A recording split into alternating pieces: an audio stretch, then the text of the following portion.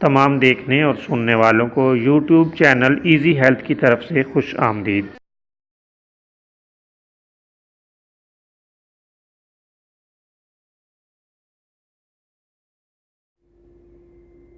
دوستو، آج کی اس ویڈیو میں آپ کو آنکھوں کی دھند، جالے اور خارش کا ایک نسخہ بتائیں گے۔ یہ بہت ہی لاجواب اور بہترین نسخہ ہے اور چند یوم استعمال کرنے سے خاطر خواہ افاقہ ہو جاتا ہے۔ دوستو، اس کے لیے آپ ترش انار کے دانوں کا جوس حسب ضرورت نکال لیں۔ کسی برتن میں جوس ڈال کر خوب پکائیں۔ جب گاڑھا ہو جائے تو ٹھنڈا کر کے کسی شیشی میں ڈال کر محفوظ کر لیں۔